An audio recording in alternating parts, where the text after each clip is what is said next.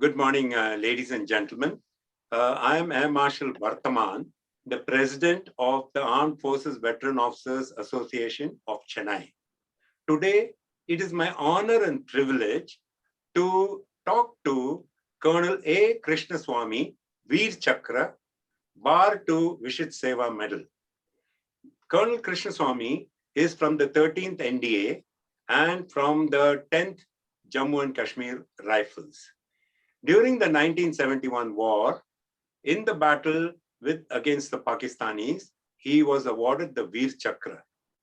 Today, we want to hear from him his story, and we want to feel the action which happened in Bangladesh, in then East Pakistan.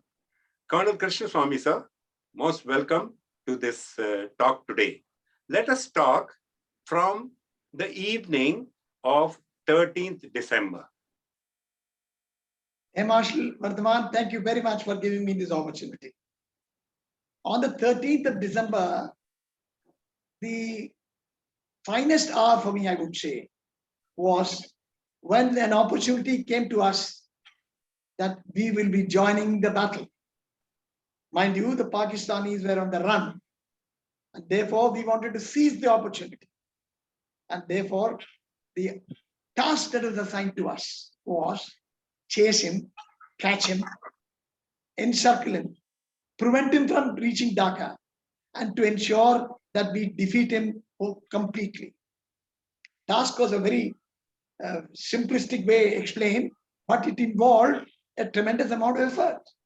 Right in front of us, the enemy was sitting across the river Turag and preventing us from crossing. The bridge had been demolished. So we had to ensure that we have a deception plan, show that we are crossing in a particular place and actually execute the crossing elsewhere.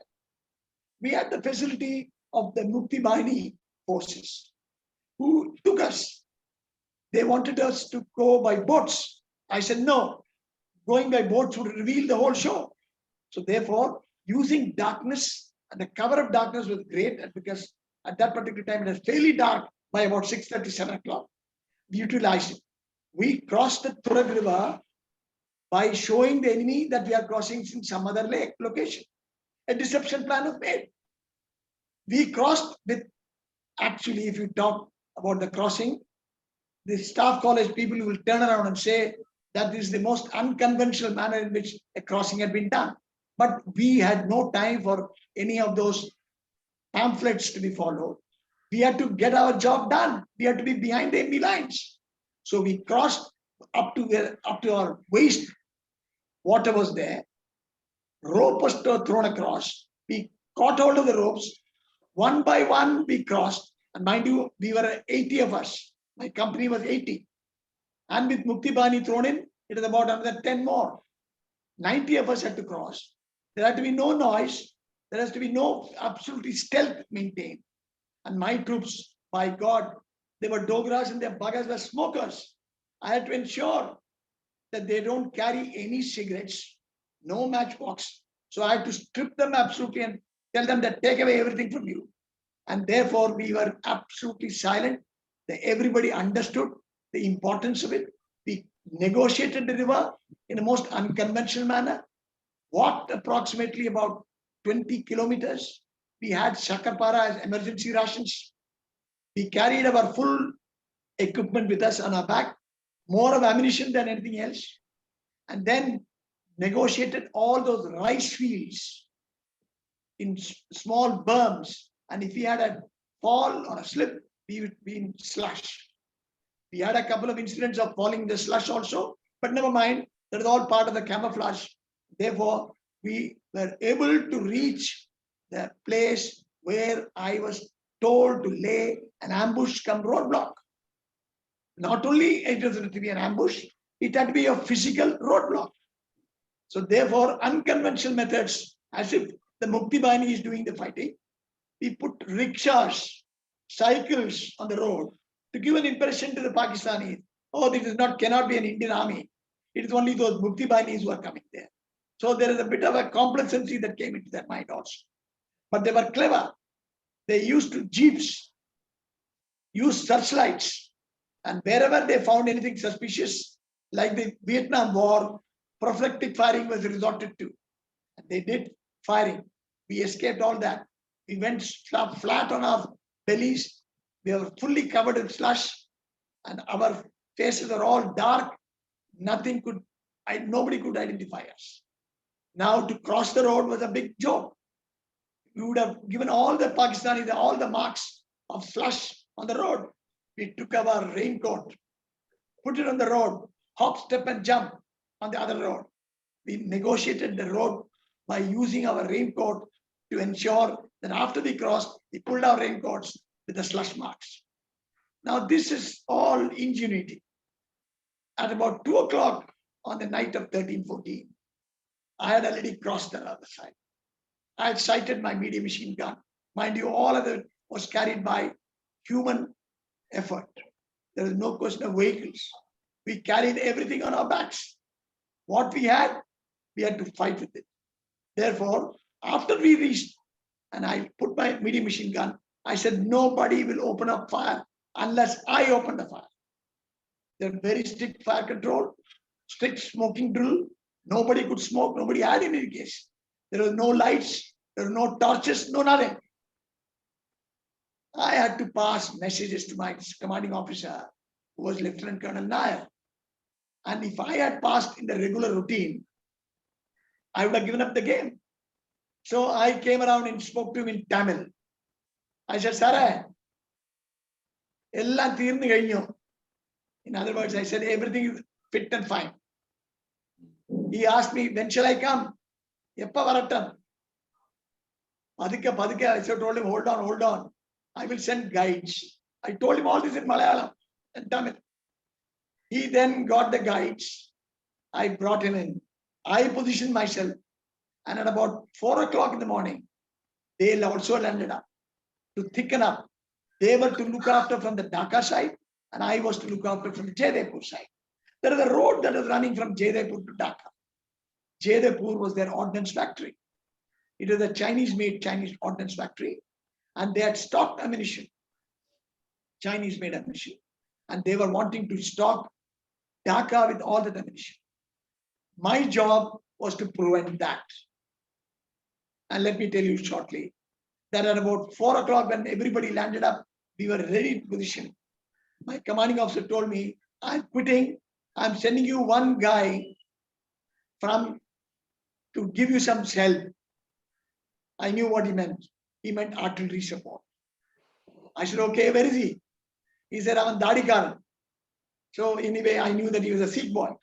And this Sikh boy landed up in my place at about 4:30, disheveled, pagdi gone, and full of mud. And he said, Sir, I'm Captain Hira.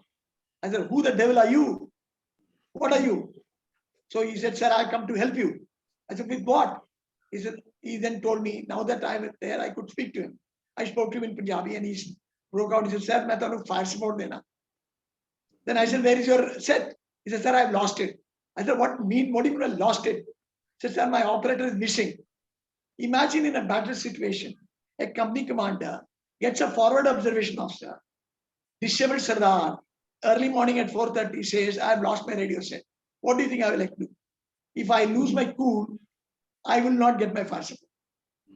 If I don't, he politely tells me, Sir, have you got a radio set? I said, of course. He said, Sir, why don't you give that to me? I got all my things in my pocket, safe. So I said, you joker, if I go out of my communication, what if I need my support? He said, Sir, I'm there, don't you worry. So I said, all right, Sardar Sahab, I will give you my radio set, provided you give me fire support. He said, Sir, guaranteed. Believe me, in the operation that followed, which I'll subsequently tell you, this boy Hira was not only Hira by name, he was Hira by action. And the best part of it was, after the war, this officer had left service, wrote the IAS examination. He became, instead of Captain Hira, Mr. Hira, IAS, whom I met later on. I will tell you subsequently what happened at that time. But now for the time being, Captain Hira, myself, with my troops, 90 of us, battalion behind us to stop anybody incursion from Dhaka side, I holding on the Jaydepur side. This was the scenario. This was 4:30 in the morning. 4:30 in the morning. Okay. First jeep came, vehicles, 3 vehicles, ammunition loaded with a jeep in front. Well, they walked into a trap. To cut the story short, they walked into a trap.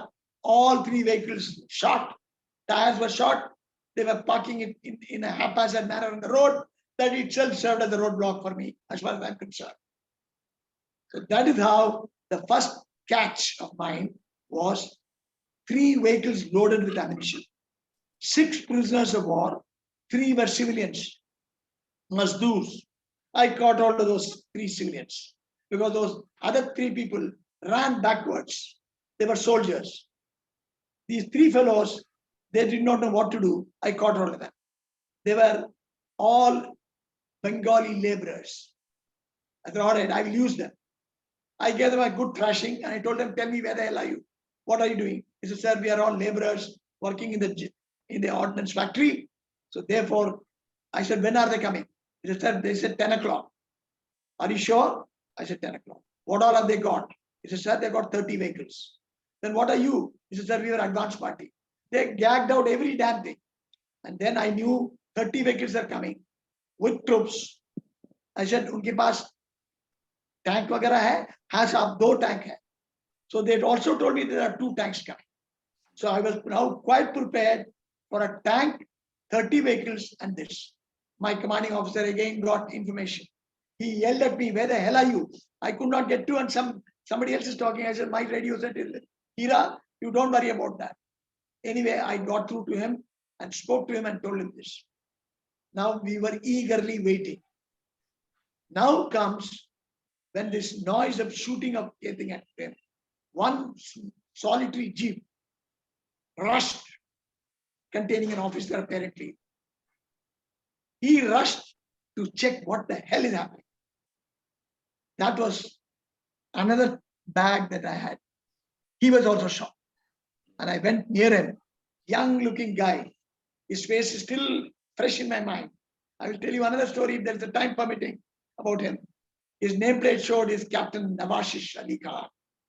I took his pistol, I took his bullets, I took his passport, kept it with me, kept it as a memento. Poor fellow died in the operations. 10:30, as expected, the vehicle convoy came, led this time by 2 tanks. And by this time, I knew the rumbling of the tanks had come up. The brigade commander had ensured that one RCL gun from the para regiment, which had landed up in paratroopers, landed in Tangail behind us, that was manhandled. And he said, go and report to Colonel Major Krish. So that poor RCL detachment, with carrying RCL with them, paratroopers, less the jeep, landed up in my location. I said, where shall I deploy? I said, look, this is the place where I laid the ambush, and this is the place where I expected convoy to come. So please take on the tanks from here. The tank crew did not expect an RCL, to be very frank, because they never expected Indian Army to be behind them. They probably thought Mukti Bahini. Artillery was also beautifully done. Hira had done a damn good job. I told him how the enemy would react. He would say, he will dismount here, go to this place, go to this place, he'll be shot up. So register all his targets. So he registered all of them. And he told me, sir, I'm ready. When are you wanting? So I said, you can watch it yourself. The guy was next to me in my MMG pit. There is no place where he could go. So I said, can you climb the tree? So that Siddharth now climbed the tree, became an OP. And from there, he directed the fire, Captain Hira. And to cut the story short, sir, the enemy was attempting 2 major attacks. One was from the infantry side, and another one was to rush with the tanks. When he rushed with the tanks, the RCL let go one round. To our bad luck, the first round whizzed past the tank. The enemy was cautious now. He never thought an RCL would be there. So he halted. The biggest blunder that he did. Those three vehicles that were halted there, full of ammunition, which was supposed to go with an advance party, I let go my MMG on it. There was a dhamaka of such giant proportions. There was Diwali there, absolutely. All sorts of ammunition were ablaze. The enemy didn't know what to say, what to do. He was fumbling. He was going this side, that side. One tank fell on the rice field. Another tank was trying to go on the berm, went ahead of me. Look at the idiocy. If he had come up on the road, he could have shot a whole lot of us, mowed us down. Panic.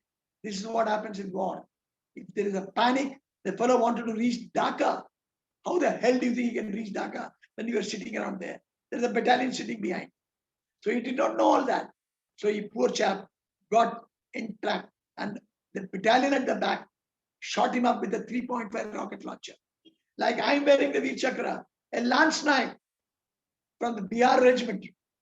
He got the Veer Chakra for shooting the tank attempting to go to Dhaka with a 3.5 rocket launcher, which is a man carried, human carried, single man operating. He did that. Valor to the highest extent.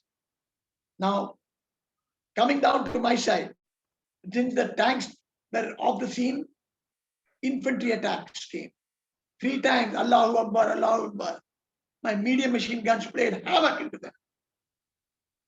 3 attempts thwarted. Time now was between 11 o'clock and 1 o'clock. He did the final assault. This time, he was very determined. He said, it's now or never. I had also spent quite a bit of ammunition. My commanding officer was good enough to ask the depth company commander, Ravi Krishnan, to send the medium machine gun to Krish. No company commander in war, sir, would part with the medium machine gun, which is for his safety. He said to me, look at this loyalty. He said, Krish, sir, if enemy has to attack me, he has to take your company first, which I'm sure you will not allow. So I'm sending my medium machine gun to you to ensure I am safe. So 2 medium machine guns firing in parallel in tandem played havoc, and the 3rd attempt was also broken. Therefore, around 2 o'clock, he finally was disintegrated with casualties lying all over the place, artillery fire, medium machine gun fire. I got a call through Hira. He says, sir, they are refusing to fire artillery anymore. So I said, what the bloody hell is wrong with you? He said, sir, they are telling me to persuade them to surrender. I said, are you playing marbles? We are fighting a blooming war. What do you mean by saying that persuade them to fire? He said, sir, there is something happening in Dhaka. It looks like that they are going to surrender. So they are asking to cease fire. So I got to my commanding officer. I said, what is this chap saying? He said, yes, I think there is some development in Dhaka. So you also persuade them to surrender. I said, there is a lull. What if they come for the next attack? Another Allahu Akbar. He said, no, you try and persuade them. So I said, all right, there must be something serious. So I took hold of all those ammunition carrier, thing there, improvised a megaphone, and I started announcing in Punjabi, Hindi, English, saying that Pakistan forces, you better surrender. We have surrounded you. There's a brigade with us. You have no chance. Don't create more casualties amongst yourself. Surrender. And if you want to surrender, this is the drill, I told them. And I said, if you get funny, my medium machine gun is active. So I let go. So therefore, by 3 o'clock or 3:30, they got convinced. They must have got on their net also. They started trickling in one by one. One chap would come, drop his weapon. I said, no, this is not the day. Who is the officer amongst you?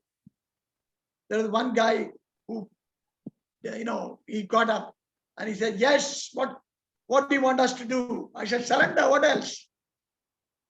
So they came in a single file, dropped their weapons in a corner. Most disregard for the weapons. They threw their weapons. That is their state of morale. And by 3:30, I had in my I had captured, I would say, 117 prisoners. 117 prisoners were captured. What They were the also- casualties? And I said, are there any more? He said, yes. I said, what are you waiting for? So they said they wanted to see how you are going to treat us. I said, all right, here are the 3 soldiers or civilians that you sent me as a present in the morning. I see them, I have not even touched them. They have all had meals, shakarpara with me. I will not touch you. I will follow the rules. Ask them to surrender. So he sent words to them. Another 200 lot came the second trip, surrendered. I had a problem. We were 90 of us and there were 357 guys. What the hell will I do? So I told Ravi, my company commander, I said, Ravi, you encircle them, and because I told them that we are a brigade. Where the hell is the brigade? So in any case, to cut the story short, we encircled them. They had no weapons. We searched them. I said, sit in a round circle. All their weapons were removed. I had to do my job now. 2 of my men died. 2 of them wounded. I had to attend to them. The men who died, I had to cremate them before the sunset because they were very particular about that. So I got them cremated. The Pakistanis were watching. The company commander cremating his dead on the field. I went to that major, gave a bhashan to him. I said, Major, how many of your men are lying on the ground? What are you going to do about them? So he impertinently tells me, he said, I do not have implements, Major. I said, stop calling me Major. I said, what are you going to do about them? He said, I don't have implements, sir. I said, if I were you, I would have started digging with my blooming nails. You do not have this will. You do not have the spirit. Subhadar Sahab, inko genti belcha do. I gave them our genti belchas. I said, inke liye 10 kabar khodo. We dug graves for those Pakistanis. We counted the dead. There were more than 100. 2-3 officers. I said, take charge of them. No, none of us will come there so that you don't say we have looted them. So their own major, detail is JCO not, took all them. He tells in a very derogatory manner. Look at the relationship between our men and our JCOs. I call my JCO with reverence and say, Subhadar Sahab, इनके लिए cover खो सकते हैं आप जरूर खोदेंगे साहब. Those fellows says, कुत्तों, तुम्हारा दुश्मन तुम्हारे लिए कबर खोद रहा है, शर्म आनी चाहिए. He calls his troops as कुत्तों, dogs. What respect will they have? The JCO comes and politely tells me, Pakistani JCO. He tells me, he says, साहब, हमारे आर्मी में आप जैसे अफसर होते हम कभी भी नहीं हारते साहब. We would have never lost if we had officers of your type in our army. He is calling us kuttas because वो अफसर है. Now this is their officer-man relationship. Now the war is over. There is a story, I will interrupt. There is a story of your Lance Naik who saved you. Yes, there is a, I was going around without my helmet. I was probably forgot or perhaps complacent, whatever you can say. My Sahayak Naik Kakara, Lance Naik, he comes running. He says, Saab, helmet pehno. He put the helmet on my head, virtually banged it on my head. And believe it or not, the moment he banged it and he ducked down, zoom, bullet came. My helmet was off again on the ground. I had a zip. And that scar I carry it with me still. I remember Kakaram as my savior. He was not only my Sahayak, he is my savior. If he had not put that blooming thing there, I would not be telling you the story to you. Now this is all camaraderie. This is the spirit. How I got that helmet is another story. I picked it up en route. It is a Pakistani helmet, American helmet. Our helmet was too damn heavy. I must have put it down. So this helmet saved me. And that is the story which the Air Marshal had asked me to tell you about. Something about your 10 Jammu and Kashmir rifles? My 10th Battalion Jammu Kashmir Rifles is a very renowned battalion. We had taken part, actually, the war came to us as a God-given gift. In the sense that we were not required to go to war. Up to the 3rd of December, when the war was officially declared, we were looking after Bhutan, and we were in Tamalpur doing, hoping that the Chinese will not walk through and cut across. But we had our troops in the Doklam and other areas to show. So we were wondering as to whether we'll ever get a chance to go to Pakistan. On the 5th, 6th December, we got a message from brigade commander, show only minimum troops in Bhutan, rest of you move to Pakistan. We got vehicles, we landed up, crossed the Brahmaputra river, etc., and reached to ensure that we reached Turag river by night of 13, 14 December. Mind you, it is a God-given gift.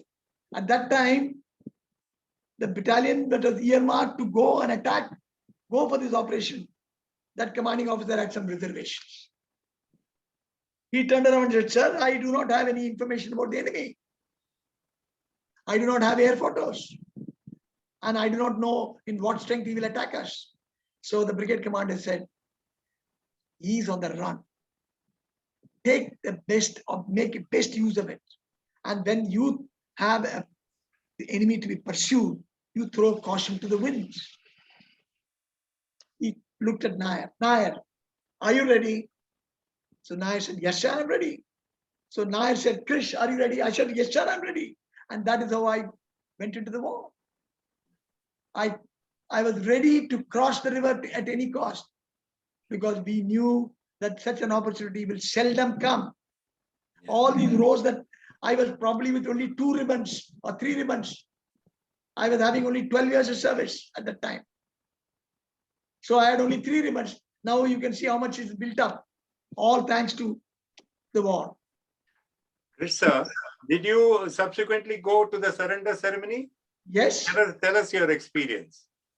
Well, when the Pakistanis did surrender at Dhaka, which was organized by the Eastern Command sent us vehicles to pick us up. We were at milestone 10. So 10 kilometers away from Dhaka, the closest. So we were required to reinforce Dhaka with regular infantry troops. So therefore, vehicles from Eastern Command of the Pakistani army, khaki vehicles, nobody knew. And unfortunately, one person got killed also, our own person got killed. Because fog of war. Since it was not told to us that somebody will be coming from the direction of Dhaka, the Bihari shot up that ADC to the corps commander and that poor captain died. Again, fog of war. To cut the story short, vehicles were turned around. We went in vehicles to Dhaka. We were staying, sir. We would be happy to know that we stayed in the Air Force lines. Right. And Air Force people, I think we get better accommodation, lovely accommodation we had. And I was staying in some Sergeant Iqbal's room. And the name board outside said Sergeant Iqbal, PAF. And we had a mattress, every damn thing there. And we attended this surrender ceremony at Dhaka. I would like to share with you some good details about surrender ceremony. In the surrender ceremony on the 16th, Pakistani army was permitted to carry weapons because they were afraid of the Mukti Bahini. They would think that they thought that we shot up. The victorious army, Indian army, was carrying no weapons. So a BBC correspondent comes and asks me sarcastically, he said, Major, are you from the victorious army or from the vanquished army? I said, what do I think I look like? He said, you're very well dressed. You must be the victorious army. I said, we are. He said, why are you not carrying weapons? He said, don't you understand? They need to carry.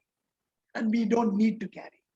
The Mukti Bahinis will carry us on their shoulders. Whereas they will, if they get hold of a Pakistani, they will lynch them. So therefore, that BBC correspondent left me. Afterwards, I met another interesting character. This time a Pakistani colonel. I did not know who he was. He had come for the surrender ceremony. He must have seen my nameplate, A. Krishnaswamy, Tambi. So he calls me Tambi. I got a shock. He said, who the hell is this Pakistani guy calling me Tambi? I told him, one year, he said, what can I do for you, Colonel, sir? So he said, he asked me in Tamil, what will they do to us? Look at the scare level of a Colonel General Staff. He's thinking that a major from the Indian Army will know what will happen to them. I said, sir, we are a regular army. We follow conventions. We follow rules and regulations. And if you come for a surrender, certainly the Geneva Conventions will apply to you. Oh, are you sure? That is the panic. Now, at the surrender ceremony, when General Sagat Singh took the surrender, what a shame it was. All of them came in their cars and other things there. Cars were parked in the race course. They were all lined up, marched up in single file, standing there. They got words of command to say, Bhumi Shat, equivalent to Bhumi Shat. In other words, keep your weapons down. Instead of you putting the weapons down, they threw the weapons down. I could understand their frustration, their disgust. They would have never lost the battle. They had so many of them, and we are so few. But that is because we fought and they did not. And great heroism, sir. A little bit about Hira, the IAS officer now. Well, Captain Hira, I met him good after about 15 years later. He had risen in his career. He was collector of Tirunelveli, the place where I was born. And then later on, he became chairman and managing director of Avin Milk.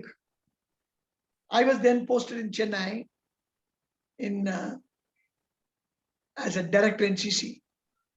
And I was wanting to get some ice creams and lassi and other things for my NCC boys. So my Adam officer said, sir, this is the Avin place. If you can go and request the managing director. So I said, all right, let's go. So I go there and I find there R.D. Hira. He didn't write his name. So I sent a card to say, he said, please check up whether he's Captain R.D. Hira. Tell him that Colonel Krishnaswamy has come. So the card was sent there. And what do I find?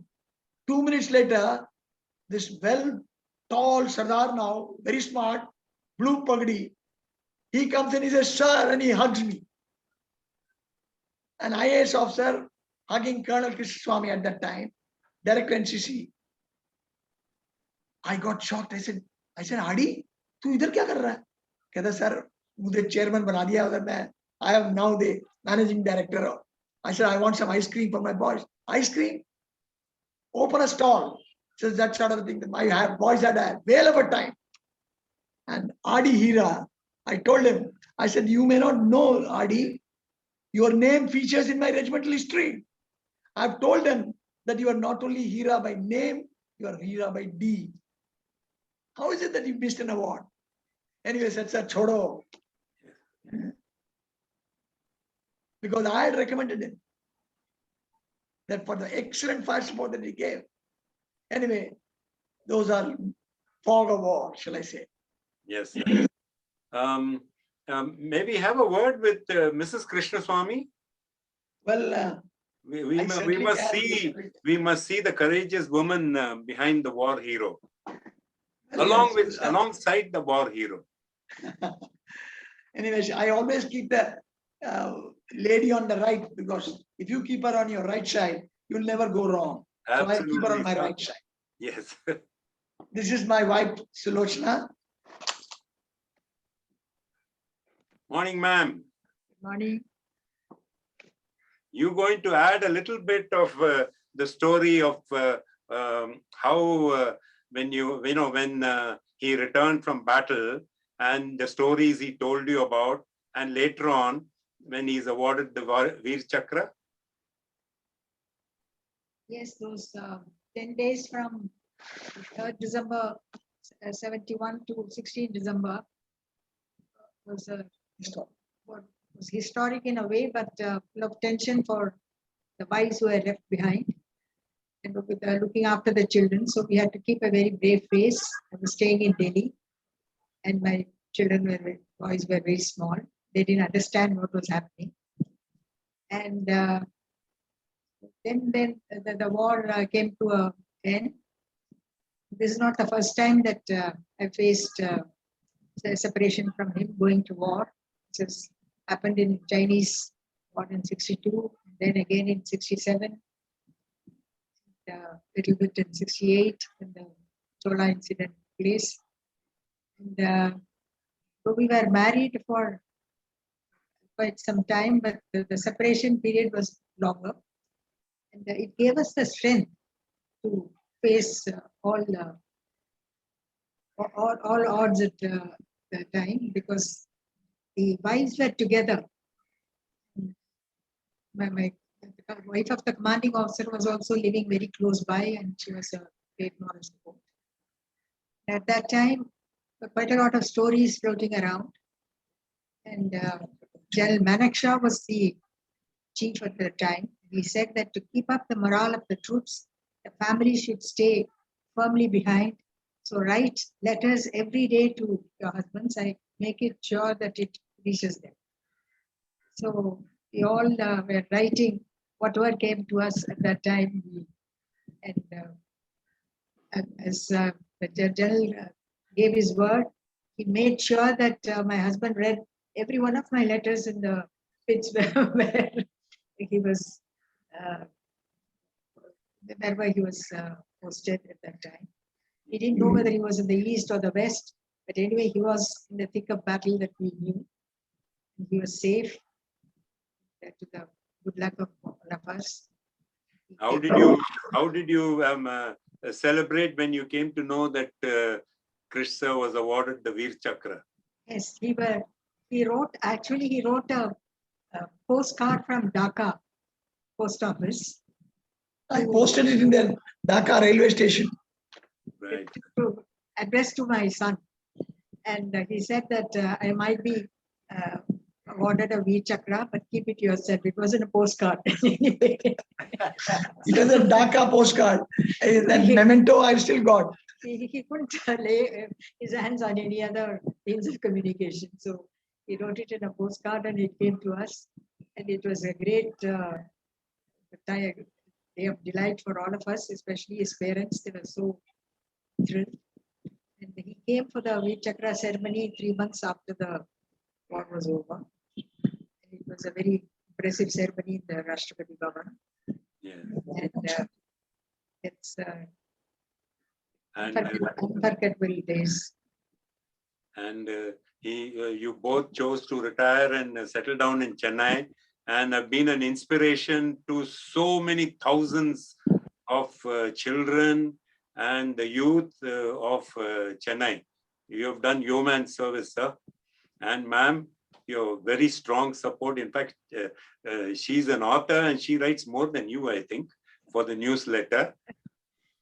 I've written only one article, but I used to work in the Army Vice Welfare Association today.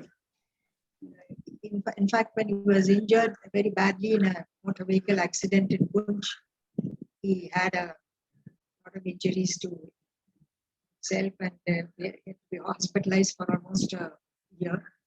Hmm. So at that time, I took on a lot of responsibility, and I thought I'd work for the Army Vice Welfare Association as the secretary hour. And I worked with almost 4 or 5 army commanders' wives, and they wouldn't let me go. They said that you have to carry on this work. That was the way I looked at it. And my younger son joined the Navy. He joined the NDA. He didn't want to join the army. Actually, he was an army cadet, but Hmm. after the 5th term, he changed his mind and he went to the Navy. Because, And his My dad- brother and- brainwashed. No, and the dad signed the change of service. My brother who's a admiral in the Navy, he changed his service and he opted for it, and there was a vacancy luckily and he changed it. Right, sir. Because I wanted to change because my dear friend was joining the army. So in the 5th term, I also put up an application to change from Air Force to Army, and my father refused to sign. He said, "Nothing doing. You will remain in the Air Force." So that is the story. carry the flag, and your son is also carry the flag very proudly. My grandson has joined the Navy after his father. Oh, that's nice. Very nice. We are a family of my brother, his son, my son, my grandson. I am the lone army guy, motivator. They're all army naval guys. Proud family, sir. Really proud family. And I thank ma'am. Thank you very much. And thank you, sir. A Thank you very wonderful much interview, for and giving you're me an this opportunity. inspiration. And I'm sure this story, your battle action, will remain forever. And there'll be many, many more who will watch your the experience that you have been through and how ably you led your 10th Battalion of the Jammu and Kashmir Rifles. Thank you very much, sir. Thank you very It's much, been sir. a pleasure and honor. Thank you. Jai Hind, sir. Jai Hind, sir. How do I put this off? I have to, 1 minute, sir. I don't know where this thing is gone to put off the recording. Ayyo, kannadi illa. Right, there it is.